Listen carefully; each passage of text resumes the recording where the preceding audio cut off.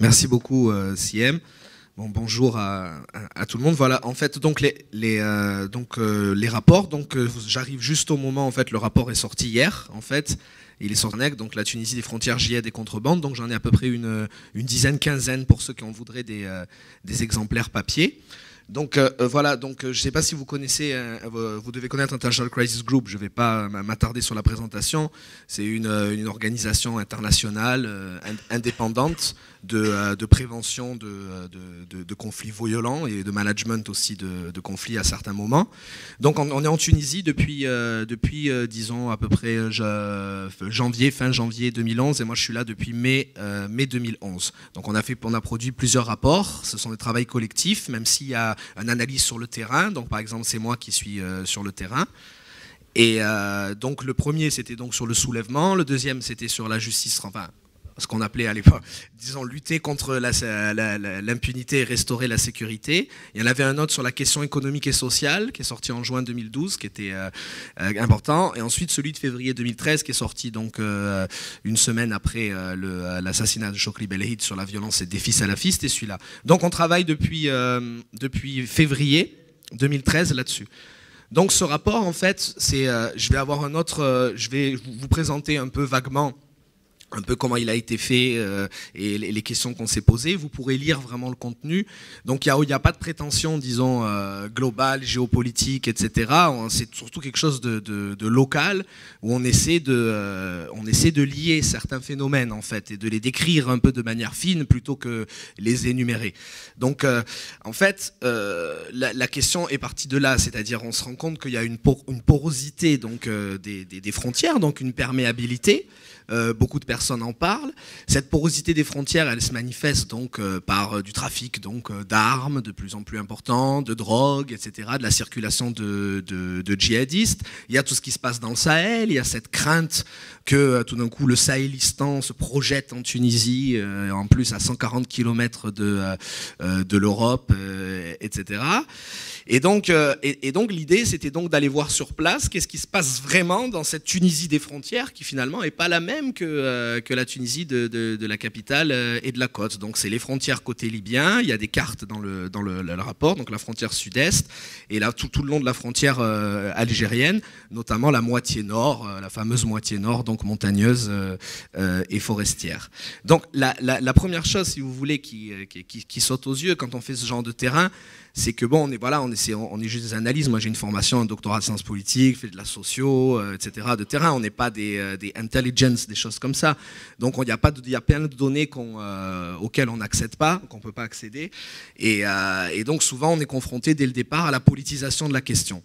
Et ça, c'est énorme, quoi. C'est-à-dire que la polarisation politique est telle que avoir de l'information, il faut pratiquement être à la première main, mais vraiment à l'endroit où l'information est produite pour pouvoir l'exploiter. Par contre, ce qui est intéressant, c'est de partir de cette polarisation, de cette politisation de la question, pour commencer à réfléchir pourquoi est-ce qu'il y a politisation. Et là, ça peut donner quelques enseignements, notamment le fait que en Tunisie, les crises politiques sont étroitement liées aux crises sécuritaires. Et ça, c'est assez. Et ensuite, à leur tour, les crises politiques nourrissent les crises sécuritaires. Donc, en fait, cette politisation, elle consiste en quoi? C'est-à-dire qu'en fait, l'idée du terrorisme, l'idée de la porosité des frontières, l'idée de cette menace, etc., elle est utilisée dans tous les sens, en fait. Elle est utilisée dans tous les sens. On a un spectre de l'échiquier politique qui dit que voilà, donc ces violences sont des choses instrumentalisées par des anciens du régime qui en sont là, des anciens de la dictature, des foulouls, des services secrets, etc., de tous les pays du Golfe qui manipulent, etc. Et de l'autre côté, on a un discours qui consiste à dire qu'en fait, ce sont les politiciens à la tête de l'État, donc les représentants de partis politiques qui sont à la tête d'un État, qui gouvernent, qui sont finalement incapables de gérer une situation parce qu'ils sont laxistes, parce qu'ils sont complices, parce qu'ils appartiennent à la même famille idéologique que les djihadistes terroristes. Et en fait, ces gens-là sont en train d'affaiblir l'État. Et en affaiblissant l'État, ils vont précipiter la Tunisie vers quasiment le schéma libyen, c'est-à-dire le transformer en failed states. c'est-à-dire en État qui est en train de faillir. Et en fait, l'idée, c'est ça qui est intéressant, c'est de voir que quand il y a un fail state en Tunisie, pas en Tunisie, dans le monde, un fail state, la seule réponse en général, en règle générale, c'est la force. Donc c'est-à-dire que plus on dit que l'État tunisien est faible et qu'il y a de menaces, et plus indirectement on dit qu'il n'y a que la force totale, c'est-à-dire vraiment la militarisation dans tous les sens, qui est capable de la régler. Et que donc, dans ces cas-là, le dialogue doit s'effacer. Et que donc, toutes les propositions de dialogue inclusif, les propositions de compréhension un peu fine du phénomène sont effacées au profit d'un discours belliqueux qui consiste simplement à dire, voilà, il y a une menace qui est horrible, qui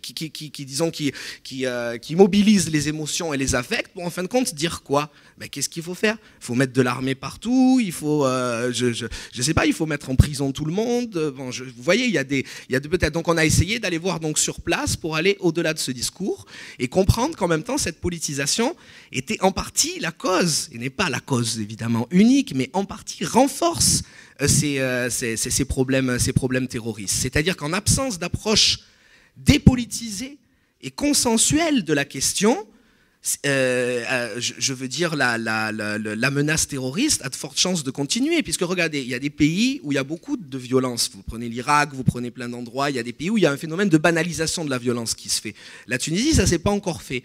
Vous imaginez un petit attentat à un endroit, il y a un pays de 11 millions de personnes, où il y a, si on raisonne en termes simplement froids, quantitatifs, où peut-être 5 personnes, 10 personnes sont tuées, ou une personne, etc., vous créez une onde de choc politique qui déstabilise pratiquement le pays, qui crée un blocage politique aux plus hautes sphères. Donc de ce point de vue-là, tous les groupes djihadistes, les groupes extrémistes, les groupes terroristes qui ont envie de déstabiliser pour une raison ou pour une autre le pays peuvent être encouragés à le faire. Et d'autant plus que cette polarisation atteint le cœur même de l'État, enfin de l'État, disons, disons sa base sécuritaire, le côté sécuritaire, c'est-à-dire le ministère de l'Intérieur.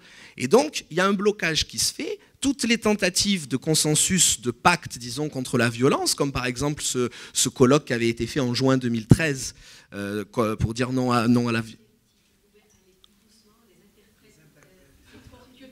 C'est vrai, je parle vite.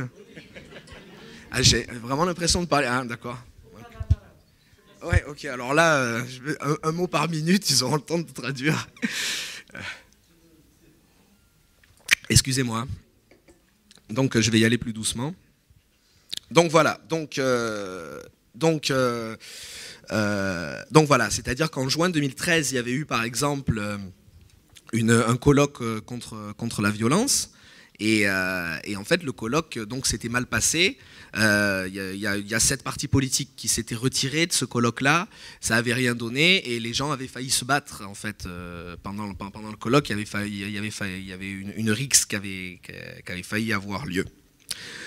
Donc cette idée de consensus, vous le verrez là, elle semble assez importante parce que tant qu'il y aura ce climat de tension politique, tant qu'il y aura ce climat de politisation de la violence, cette question sécuritaire, cette question de la porosité ne pourra pas être véritablement prise à bras le corps. Mais ça ne veut pas dire pour autant qu'il faut rien faire en attendant. Et notre message, c'est de dire que les mesures strictement techniques de contrôle des frontières, strictement donc sécuritaires en termes techniques, ne suffisent pas. Surtout dans les régions les plus peuplées, c'est-à-dire là encore une fois la frontière algérienne et la moitié nord, et que le grand problème, c'est un problème qui a été dit tout à l'heure de renseignement humain, mais ce problème de renseignement humain, il est lié à la rupture du pacte implicite entre les cartels de la contrebande aux frontières et les autorités locales, régionales et centrales. Et donc l'idée, c'est que ce pacte a été rompu pour plusieurs raisons. Vous verrez, c'est tout expliqué dans le rapport. L'idée, c'est de restaurer la confiance. C'est-à-dire, il y a une double confiance qui doit être restaurée, d'une manière horizontale entre les différents partis politiques qui devraient créer, donc certains, ça serait intéressant, créer des groupes de travail, je ne dis pas des têtes des partis politiques, mais des responsables régionaux, locaux, qui devraient créer des groupes de travail avec des représentants des populations des frontières des populations locales, des opérateurs économiques, des chefs de clan, des associatifs, et qui discuteraient à disons, une approche commune et entre guillemets non partisane de la question des frontières, ce qui serait tout à fait possible puisqu'il n'aurait pas que des politiques. Et en même temps, l'autre idée, c'est de faire donc au niveau local d'autres groupes de travail, mais cette fois-ci de manière verticale, c'est-à-dire avec des représentants donc des autorités, de l'État et des représentants des populations frontalières. Et l'idée principale, c'est de discuter de la mise en application du projet des zones franches. C'est-à-dire des zones franches économiques dans les régions, c'est-à-dire dans le sud, entre Medellín, Ben Guerdén, et du côté de Kasserine. Puisqu'étonnamment, c'est une revendication, c'est quelque chose qui est dit par tout le monde, par du petit contrebandier au patron grossiste, et y compris ceux qui se trouvent pour l'instant dans l'illégalité. Puisqu'on sait qu'avec ces idées de zones franches, qui sont une vraie usine à gaz, qui sont très compliquées à mettre en œuvre, qui nécessitent quasiment une réforme de la politique commerciale à l'échelle maghrébine, ça pourrait permettre de fixer les gens sur place, ça pourrait permettre disons de contrôler davantage et de refaire ce pacte qui a été rompu à l'issue donc du soulèvement de 2010 et 2011 et à l'issue de la guerre en Libye, dont la guerre en Libye a profondément bousculé les équilibres tribaux, a bousculé les alliances, notamment entre les Toisines et les Noyelles, considérés maintenant comme les fils de Kadhafi, et qui perdent beaucoup de terrain par rapport aux sous-clans des Ouderna de Medellín, et qui ont tendance à beaucoup plus travailler avec ceux du Jbel Nefous, les Inten. Donc en fait, il y a de gros problèmes par rapport à ça. L'idée du rapport également, c'est de dire, en fait, il y a une augmentation de la contrebande, oui. La contrebande, ce n'est pas que le trafic d'armes, ce n'est pas que le trafic de drogue. La contrebande aussi, c'est une activité de survie, c'est une économie de la débrouille et de la fraude. Donc de ce point de vue-là, tous les discours de sécuritisation, je dis exprès sécuritisation et pas sécurisation, de sécuritisation, en fait, sont des discours d'État. Puisque l'État ne doit pas être contesté dans sa principale fonction, qui est de préserver la paix publique et surtout les frontières, de contrôler ses frontières. Un État ne rigole pas avec ce genre de choses. On l'a vu d'ailleurs dans beaucoup d'endroits. Mais l'idée, c'est de dire que, quelle que soit l'appartenance idéologique des décideurs, des politiques, qui soient islamistes, qui soient, je ne sais pas, CPRistes, ouattadistes ou ouattagistes, je ne sais pas comment on peut dire ça, qui soient de n'importe quelle obédience, ils se retrouvent devant le même problème. C'est-à-dire, ils ont des activités de contrebande qui participent de la porosité du territoire, c'est-à-dire qui rendent le territoire plus poreux et qui en même temps permettent le passage de marchandises dangereuses, qui créent des problèmes de sécurité, mais en même temps, ils ne peuvent pas l'éradiquer. Ils ne peuvent que la réguler, puisqu'éradiquer cette contrebande en fermant totalement les frontières, beaucoup s'en souviennent encore à Ben Guerdén, ça s'est fait dans les années 80, et ils ont encore une dent par rapport à ça, ça conduirait à l'asphyxie économique totale des régions du pays, des régions qui sont du côté algérien et du côté libyen. Et le grand problème, encore une fois, je vous parlais tout à l'heure de cette désorganisation des cartels, c'est qu'en fait, plus les gens qu'on retrouve aux frontières, il faut voir, je ne sais pas si vous avez passé les frontières en dehors des postes frontaliers, si vous avez essayé de voir comment ça se passe, vous arrivez par exemple à une frontière, et à ce moment-là, tout de suite, il y a un berger qui arrive, ou quelqu'un comme ça, qui dit « mais d'où tu es, on ne te connaît pas », etc.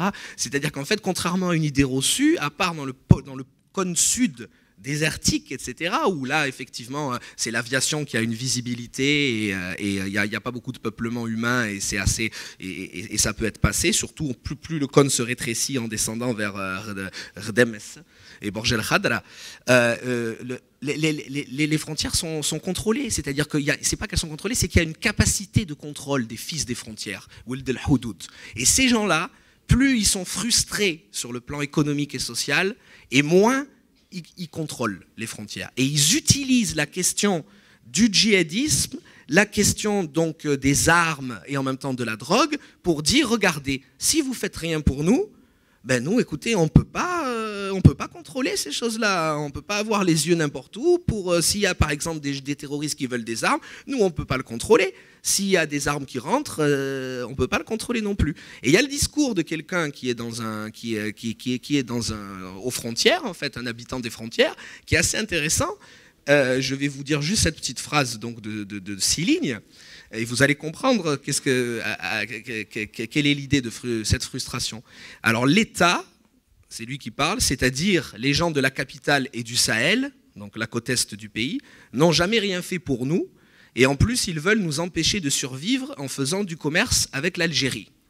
Que des armes passent par notre région, et alors? Nous n'en avons rien à faire, elles ne sont pas dirigées vers nous, mais vers eux.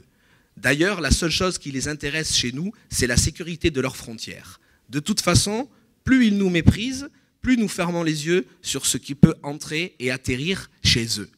Donc de ce point de vue-là, si rien n'est fait en termes d'infrastructure, je ne parle pas de projets titanesques, etc. Je vous parlais des zones franches, mais c'est des trucs qui prennent du temps. Mais s'il n'y a pas des signes de construction d'infrastructures, comme d'ailleurs ça a été fait dans certains villages algériens, par exemple, des fois ils regardent la frontière, ils voient un village en face avec de l'eau, de l'électricité, et ils disent « nous on les en a même pas ». Donc si ça n'est pas fait, il va y avoir les conditions pour qu'une alliance entre les gens des frontières et les groupes islamo-banditistes qui sont en train de se structurer dans les quartiers, dans les périphéries urbaines de certaines villes, donc de Jendouba jusqu'à certains endroits à Sidi Bouzid, se créent. C'est-à-dire, ces personnes-là qui peuvent se tourner vers l'État risquent de se tourner de l'autre côté, et en même temps, cet islamo-banditisme, c'est-à-dire le petit trafic de stupéfiants, c'est quoi? C'est l'utilisation simplement de l'identité salafiste djihadiste pour couvrir des actes criminels, en fait. C'est simplement ça. C'est un phénomène qui est en expansion dans les quartiers populaires, etc. Ces gens-là, eux-mêmes, peuvent monter en gamme dans les filières de contrebande. Et monter en gamme dans les filières, c'est-à-dire commencer à s'occuper eux-mêmes de cette contrebande transfrontalière, et en profitant de la désorganisation des cartels, donc des Toisines dans le sud et des anciens intermédiaires des Trabelsi, etc., qui ont commencé à prendre du pouvoir. Donc le problème vient de là. On a assisté, ce qu'on a vu quand il y a eu tous ces événements, mettons en juillet, quand il y a eu le terrorisme à Chambi, les mines, etc., c'est qu'on voyait qu'en même temps, parallèlement, cette montée en gamme commence à se faire. C'est-à-dire que le trafic de résine de cannabis qui a explosé, mais dont la Tunisie n'est juste un transit, il y a à peu près 20% de ce qui arrive qui passe, le reste va en Libye. Le trafic de pilules, surtout Subutex, Tramadol, qui vient de Libye. Donc surtout celui de cannabis commence à être pris en charge par des personnes à l'apparence salafiste, dans une partie seulement, dans le triangle Ghardimao, Saqet Sidi Youssef et Jendouba. De l'autre côté, on a le commerce de tabac qui commence là aussi à être pris par des personnes proches, entre guillemets, de cette mouvance ou s'en revendiquant comme telle. Donc il y a des mutations qui sont là, et si la question sécuritaire n'est pas dépolitisée, et à chaque fois que les différents protagonistes ne passent pas leur temps à affaiblir l'État en critiquant le système politique, c'est-à-dire à renforcer le fossé entre la politique et l'État, outre la tentation autoritaire qui en résulte, c'est la possibilité effectivement de véritable scénario du failed states.